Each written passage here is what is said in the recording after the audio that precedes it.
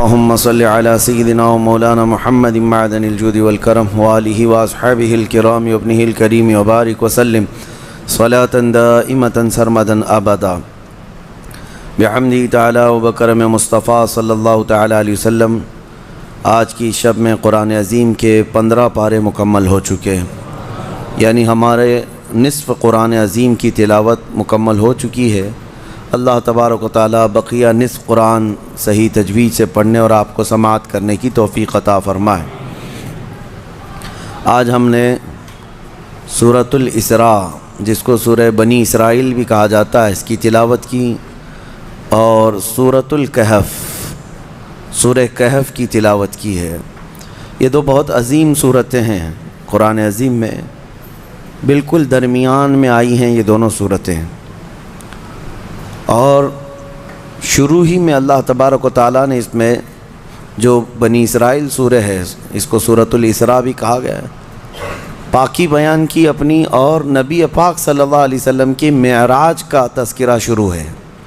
سبحان الذی اسریٰ بعبدہ لیلا من المسجد الحرام الی المسجد الاقصی، پاک ہے وہ ذات جس نے رات کے ایک حصے میں اپنے بندہ خاص کو مسجد حرم سے مسجد اقصی تک کا سفر کرایا۔ الذی بارکنا حولہ، اس مسجد اقصی تک سفر کرایا جس کے ارد گرد اللہ نے برکتیں رکھی ہیں۔ لنریہ من آیاتنا، تاکہ اپنے اس بندہ خاص، اپنے محبوب کو اپنی نشانیاں دکھائے۔ تو یہ معراج کے واقعے کا تذکرہ۔ ایک بات یاد رکھ لیں کہ نبی پاک صلی اللہ تعالی علیہ وسلم کی معراج کا سفر مسجد حرم سے مسجد اقصی تک کا قرآن سے قطعی ہے، ثابت ہے۔ اس کا انکار کفر ہے، اس کا انکار کفر ہے، کیونکہ قرآن پاک سے ثابت ہے۔ باقی معراج کا جو تفصیلی واقعہ ہے، مسجد اقصی سے لے کر آسمانوں کا سفر اور پھر تفصیل، یہ احادیث پاک سے ثابت ہے۔ نبی پاک صلی اللہ علیہ وسلم کی کئی طویل حدیثیں ہیں جس میں پورا تذکرہ موجود ہے، لیکن شروعات کا اتنا حصہ قرآن پاک میں موجود ہے۔ یہ سورۃ الاسراء، اسراء کہتے ہیں سفر کو، اور رات کے وقت سفر کرنے کو کہا جاتا ہے۔ اس سورہ میں اللہ تعالیٰ نے بڑے اہم احکام بیان کیے، خصوصیت کے ساتھ۔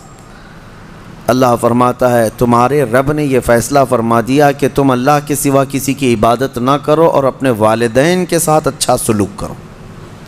وَبِالْوَالِدَيْنِ إِحْسَانًا، والدین کے ساتھ اچھا سلوک کرو۔ اچھا سلوک کا مطلب کس طرح سے بتایا گیا؟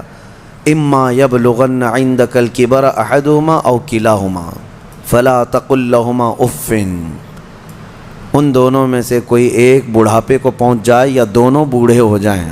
توجہ نوجوانوں، ماں باپ میں سے کوئی ایک بوڑھا ہو جائے یا دونوں بوڑھے ہو جائیں، اللہ فرماتا ہے اب ان کو اف تک نہ کہنا۔ فلا تقل لهما اف، اف تک نہ کہنا۔ ولا تنہرهما، اور نہ ہی ان کو جھڑک کر بات کرو۔ وقل لهما قولا کریما، جب ان سے بات کرو تو نرم انداز میں بات کرو۔ جس نے اپنی ماں سے یا اپنے باپ سے سخت لہجے میں بات کیا، اس نے اپنی پچھلی کی ہوئی ساری نیکیاں ضائع کر دیا، اس کی نیکیاں ختم کر دی گئیں۔ اس کے رزق سے برکت اٹھا لی جاتی ہے جو اپنے والدین سے سخت لہجے میں بات کرتا ہے۔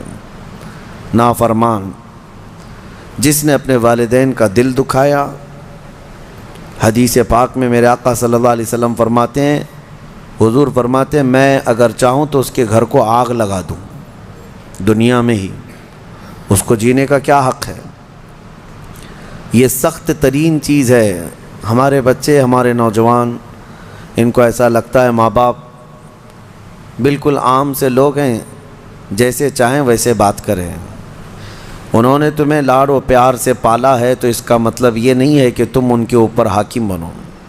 اور آج کے بچے جو کر رہے ہیں اپنے ماں باپ کے ساتھ، اس سے وہ حدیث پاک ثابت آ جاتی ہے۔ میرے آقا نے فرمایا سچ، قیامت کی نشانیوں میں سے ایک نشانی ہے ان تلد الامۃ ربتہا، عورت جو ہے اپنا سردار جنے گی، یعنی عورت سے جو بیٹا پیدا ہوگا وہ سردار بنے گا، یعنی خود ماں کے اوپر ہی حکومت کر رہا ہے۔ باندی اپنا سردار جنے گی، مطلب یہ ہے ماں باندی بن کر کے رہے گی، کنیز بن کر کے رہے گی، اور بیٹا حاکم بن کر رہے گا۔ یہ اکثر گھروں کا رواج ہے۔ ماں تو کام کی مشین ہے، ماں تو باندی ہے، گھر کی کنیز ہے، وہ تمہیں جو چاہیے وہ سب اس ماں سے ہی کرواؤ۔ ماں تمہارے کپڑے بھی دھوئے، ماں تمہارا کچرا بھی صاف کرے، ماں تمہارے برتن بھی دھوئے، تم جہاں بیٹھے ہو وہاں تمہارے لیے کھانا بھی لا کر پروسے۔ کنیز ہی تو ہے تمہاری، تم نے اس کو باندی بنا رکھا ہے، پلس اس کے اوپر حکم الگ جماتے ہو۔ اتنا سخت ترین گناہ ہے یہ، اللہ نظر رحمت نہیں فرماتا اس بندے پر، اللہ نظر رحمت نہیں فرماتا۔ نبی پاک صلی اللہ تعالیٰ علیہ وسلم کے فرامین اگر دیکھیں، ان لوگوں کی فضیلت آئی ہے قرآن میں بھی اور حدیث میں بھی۔ آپ کو میں بتاؤں، سیدنا موسیٰ علیہ الصلوۃ والتسلیم نے ایک بار اللہ کریم کی بارگاہ میں یوں عرض کی کہ مولا میرا جنت میں رفیق کون ہے؟ دنیا میں بہت سارے قریبی ہیں، جنت میں میرا رفیق، میرے ساتھ رہنے والا کون ہے؟ اللہ تبارک و تعالیٰ نے فرمایا کہ فلاں ایک گوشت کا کاروباری ہے، قصاب ہے، اس کا نام بتایا کہ یہ آپ کا جنت میں رفیق ہوگا۔ سیدنا موسیٰ علیہ السلام ڈھونڈتے ہوئے اس کو گئے کہ یہ قصاب کہاں رہتا ہے۔ جا کر دیکھا تو وہ دن بھر گوشت بیچ رہا تھا، اس کے ساتھ رہے کہ اس کی ایسی کون سی نیکی ہے اللہ کہ اس کو نبی کے ساتھ رکھا ہے جنت میں۔ شام ہوئی تو موسیٰ علیہ السلام نے اس سے کہا کہ میں تیرے ساتھ چلوں گھر۔ اس نے کہا بہت اچھی بات ہے، آپ چلیے میرے ساتھ، میرے گھر مہمان ہو۔ گھر لے کر آیا، اس کے چھوٹے بچے بھی تھے۔ موسیٰ علیہ الصلوۃ والتسلیم گھر گئے تو دیکھا اس نے جلدی سے اپنے گھر میں جا کر کچھ چیز روٹی یا دودھ لیا، اور اللہ کے نبی کو بھی بٹھایا ہے اور اپنے بچوں کو بھی بٹھایا ہے، اور اس کی ماں بستر پر تھی، اسے جا کر دودھ میں روٹی چور کر نرم کر کر کے کھلا رہا ہے، اور اس کی ماں بستر پر سے ہاتھ اٹھاتی اور کہتی ہے مولا میرے بیٹے کو تو جنت میں موسیٰ کا ہم نشین بنا دے۔ یہ اللہ تبارک و تعالیٰ نے اس ماں کی دعا سے اس بندے کو، ماں کے خدمتگار کو جنت میں موسیٰ علیہ السلام کا رفیق بنایا۔ میرے عزیزو، ماں باپ کو اپنے کنیز یا اپنے غلام نہ سمجھنا، یہ باندی یا تمہارے غلام نہیں ہیں۔ اور رب تبارک و تعالیٰ نے ان آیتوں میں فرمایا وَاخْفِضْ لَهُمَا جَنَاحَ الذُّلِّ مِنَ الرَّحْمَةِ وَقُلْ رَبِّ ارْحَمْهُمَا كَمَا رَبَّيَانِي صَغِيرًا۔ ان کے سامنے جب جاؤ تو اپنے بازوؤں کو نرمی سے بچھا دو۔ بازوؤں کو بچھا دینا مطلب کیا ہے؟ ان کے سامنے عاجزی کرو۔ تمہارے باپ بوڑھے ہو جائیں، تمہاری ماں بوڑھی ہو جائے، ان کو یہ احساس بھی نہ ہونے دو کہ وہ ایک چیز کو بار بار بول رہے ہیں۔ یہ آداب میں لکھا بھی ہے مفسرین نے کہ بڑھاپے میں اگر وہ تم سے دوسری بار سوال کریں ایک ہی چیز کو تو یوں نہ کہنا کہ ابا ابھی تو پوچھے تھے پھر پوچھ رہے ہو آپ، بلکہ ہر بار نئے انداز میں ان کو جواب دو تاکہ اسے احساس بھی نہ ہو کہ وہ بھول رہا ہے۔ یہ حقیقت میں فرمانبرداری ہے بچوں کی، ورنہ دنیا پرست آج ایسے ہو گئے ہیں کہ نعوذ باللہ من ذالک، ماں باپ کو وہ دیکھنا بھی پسند نہیں کرتے، بات کرنا بھی پسند نہیں کرتے۔ کتنے بوڑھے ایسے ہیں، کتنے بوڑھے ایسے ہیں۔ پھر بھی غنیمت ہے ہمارے ملک میں، یورپین کنٹریز، امریکہ میں ایسے حالات ہیں کہ بوڑھے اپنے گھروں میں رہتے رہتے مر جاتے ہیں۔ ہاسپٹل کو پڑوسی لوگ اطلاع کرتے ہیں کہ اس گھر میں جو بوڑھا تھا انتقال کر گیا، آ جاؤ اس باڈی لے جاؤ۔ بیٹے نہیں ہوتے ساتھ میں، کوئی نہیں ہوتا۔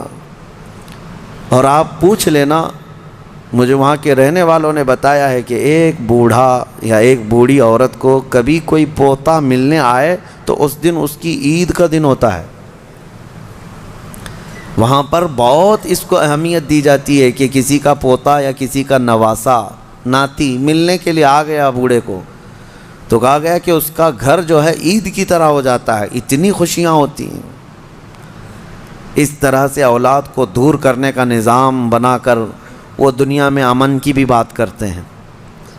بہرحال یہ قیامت کی نشانیاں ہیں۔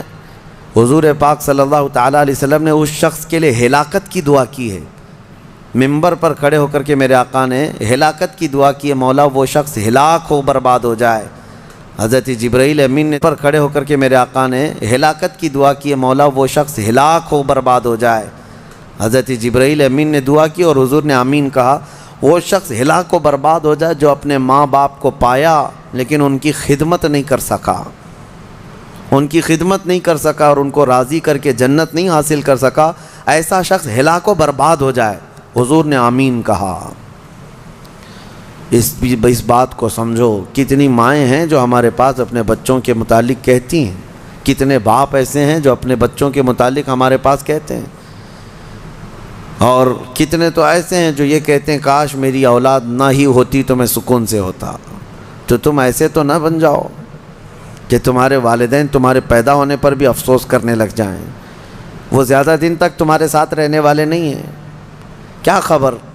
اس لیے کوشش یہ کرو کہ ان کا احترام کریں، جتنے دن ہیں ان کو سکون کی سانس لینے دو، اور ہو سکے تو اپنے ہاتھ سے ان کی خدمت کرو، اپنے ہاتھوں سے ان کی خدمت کرو، کیونکہ ان کی خدمت کا بدلہ تم دے ہی نہیں سکتے۔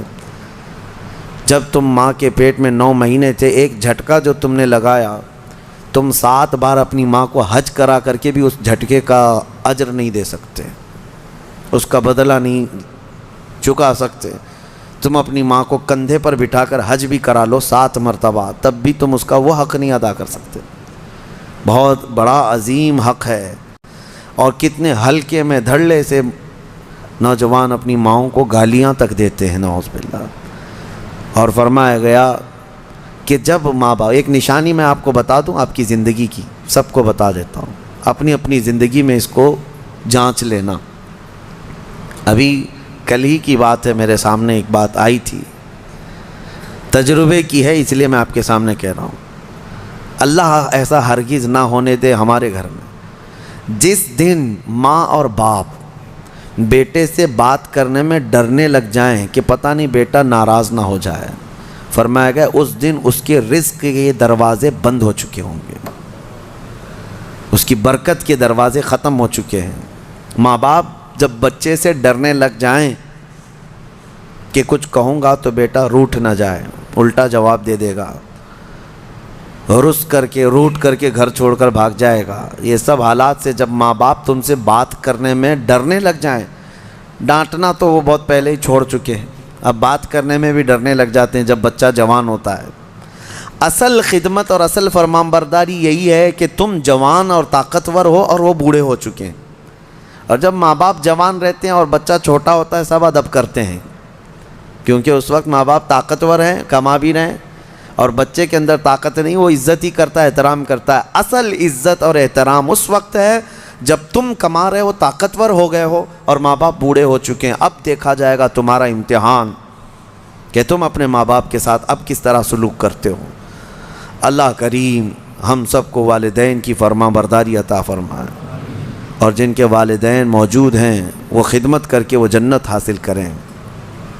قرآن پاک کی ایک آیت اللہ تعالیٰ نے یہ بھی فرمایا، وَلَا تَمْشِ فِي الْأَرْضِ مَرْحًا، زمین میں اکڑ کر مت چلو، إِنَّكَ لَن تَخْرِقَ الْأَرْضَ وَلَن تَبْلُغَ الْجِبَالَ طُولًا، تمہارے اکڑ کر کے چلنے سے نہ زمین پھٹے گی نہ تم یعنی پہاڑوں کے برابر بلند ہو سکو گے۔ تم ذرا دیکھو تمہاری حیثیت کتنی ہے۔ جو لوگ اکڑ کر کے گردن اونچی کر کے چلتے ہیں ان کے لیے کہا گیا ہے کہ غرور اور گھمنڈ آدمی کو ڈبو دیتا ہے، اور یہی غرور دنیا کا سب سے پہلا گناہ ہے جو شیطان کے اندر آیا۔ اس نے آدم علیہ السلام کو سجدہ جو نہ کیا وہ اکڑ ہی تو تھی، میں کیوں جھکوں اس کے سامنے، اور یہ اکڑ اللہ کو بالکل پسند نہیں۔ حدیث پاک میں ہے قیامت کے دن جو غرور اور تکبر کرتے تھے ان کو چونٹیوں کی طرح بنایا جائے گا، اور پورے اہل محشر سے کہا جائے گا ان کو اپنے پیروں سے روندو۔ غرور اور تکبر نہ آنے کے لیے جو علاج ہے اس میں کوشش یہ کرو کہ سلام میں تم پہل کرو، مسلمان کو دیکھو تو پہلے سلام کرو۔ عاجزی آنے کا ایک راستہ ہے، غرور اور تکبر کو ختم کرنے کا ایک ذریعہ ہے۔ میرے آقا صلی اللہ علیہ وسلم نے فرمایا سلام کرو ہر ایک کو۔ اور دوسری بات یہ ہے کہ نبی پاک صلی اللہ تعالیٰ علیہ وسلم نے یہ فرمایا کہ جو شخص یہ خواہش کرتا ہے کہ لوگ اس کے لیے کھڑے رہیں۔ جو خواہش کرتا ہے تو اس کے اندر یہ تکبر ہے۔ جو شخص یہ خواہش کرتا ہے کہ لوگ اس کے عزت کے لیے کھڑے رہیں، وہ اس کے اندر غرور ہے، تکبر ہے۔ ہاں، بغیر اس کی خواہش کے کوئی تعظیم کرتا ہے تو یہ اس پر قصور نہیں ہے۔ علماء کرام کا، اساتذہ کا، مشائخ کا ہم ادب کرتے ہیں، کھڑے ہوتے ہیں، لیکن ان کے حکم سے نہیں ہے، یہ ہم اپنی عاجزی کے ساتھ کھڑے ہوتے ہیں۔ یہ ادب ہر ایک کے دل میں ہے۔ ماں باپ آئے ہیں تو ہم کھڑے ہو جاتے ہیں۔ ماں باپ کے لیے کھڑا ہونا، مشائخ کے لیے کھڑا ہونا، یہ ایک مستحسن کام ہے۔ لیکن ہر آدمی اگر کوئی یہ سوچے کہ سارے دنیا میرے لیے کھڑی ہوتی رہے تو اس کے اندر یہ تکبر ہے، اس کے اندر غرور ہے، یہ گھمنڈ ہے۔ اللہ تعالیٰ ایسی چیزوں سے محفوظ فرمائے۔ میں سورہ کہف کو عرض کرتا ہوں کیونکہ بہت فضیلت والی سورہ آج ہم نے تلاوت کی ہے۔ بالکل بیچوں بیچ میں یہ سورہ آئی ہے قرآن پاک کے، سورۃ الکہف۔ اس کی فضیلت یہ ہے کہ نبی پاک صلی اللہ علیہ وسلم نے فرمایا جو اس کو شب جمعہ پڑھے گا، یعنی جمعہ کے دن یا مغرب سے لے کر کے جمعرات کا دن جب ختم ہو جاتا ہے، مغرب سے ہی جمعہ کا دن شروع ہوتا ہے، دوسری مغرب آنے تک جو سورہ کہف کی تلاوت کرے گا، اس کے جہاں تلاوت کر رہا ہے وہاں سے لے کر خانہ کعبہ تک اللہ ایک نور پیدا فرمائے گا۔ اور بھی بہت ساری فضیلتیں کنز العمال میں آئی ہیں۔ فرمایا کہ جو سورہ کہف پڑھے گا اللہ اسے 3 دن تک ہر طرح کے گناہوں سے بچا لے گا، اور پھر کنٹینیو کرتا رہے۔ اور میرے آقا صلی اللہ علیہ وسلم کی ایک حدیث یہ بھی ہے کہ جو سورہ کہف کی شروع کی 10 آیتیں ہیں، ایک پیج میں پوری 10 آیتیں ہیں، جو یاد کر لے گا، دنیا کا سب سے بڑا فتنہ دجال جب آئے گا اللہ اس کو اس فتنے سے محفوظ فرمائے گا۔ وہ دجال کے فتنے سے محفوظ رہے گا، ورنہ دجال کا فتنہ بہت سخت ترین ہوگا۔ یہاں باباؤں کے فتنے سے لوگ نہیں بچ رہے ہیں۔ کوئی چمتکاری بابا آ جائے تو سب اس کے سامنے بھیڑ لگا دیتے ہیں۔ دجال تو مردے کو زندہ کر کے دکھائے گا، بارش بھی برسا کے دکھائے گا۔ ہاں، دجال خالی چٹی نکال کے نہیں دکھائے گا، ہاں وہ گھاس بھی اگا کر دکھائے گا، سبزے بھی نکالے گا، بہت ساری چیزیں ایسے عجوبے کر کے دکھائے گا۔ لیکن بہت لوگ اس کے پیچھے اندھا دھند بھاگنے لگ جائیں گے کہ ہمارا خدا اتر پڑا۔ صرف ایمان والے جن کو اللہ بچانا چاہے وہ اس کے فتنے سے محفوظ رہیں گے۔ ایک تو بچ جانا الگ ہے، لیکن جو اس پر ایمان نہیں لاتا ان کو وہ سزا بھی دیتا ہے۔ دجال جو ہے دونوں ٹانگیں پکڑ کر چیر دے گا، کچھ لوگوں کو کھولتے ہوئے تیل میں بھی ڈال دے گا، اس کا رعب و دبدبہ ہوگا، اس کا غلبہ ہوگا۔ اس کے لیے مومنین کو وہ اذیتیں بھی دے گا، تکلیفیں بھی دے گا، لیکن جو جمع رہا اس کے لیے بہت بڑی جنت ہے، بہت بڑی جنت کا اللہ نے وعدہ فرمایا۔ لہٰذا اس فتنے سے حفاظت کے لیے حدیث میں ملتا ہے کہ جو سورہ کہف کی 10 آیتیں روزانہ رات کو پڑھ لیا کرے، اللہ تعالیٰ اس کو دجال کے فتنے سے محفوظ فرماتا ہے۔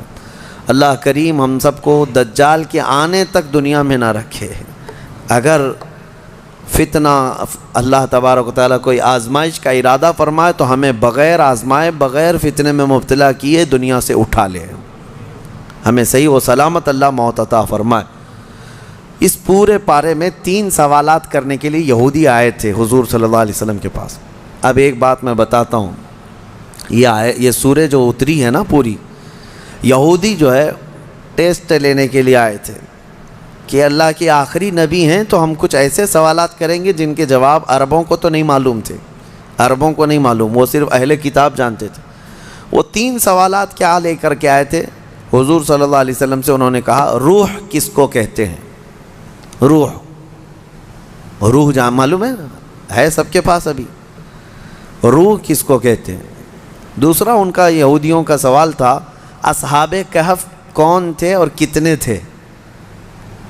یہ غار والے لوگ کون تھے اور کتنے تھے؟ یہ سوال انہوں نے لا کر کے پیش کیا۔ تیسرا سوال تھا ذوالقرنین کون ہیں؟ حضور پاک صلی اللہ علیہ وسلم نے فرمایا جاؤ میں کل اس کا جواب دوں گا۔ اب سنو، یہ کس کے لیے؟ نبی رحمت سید الانبیاء کے لیے۔ سنو توجہ سے، جو بڑے ڈھیٹ سے کہتے ہیں نا، عام لوگوں کی بات کر رہا ہوں، رسول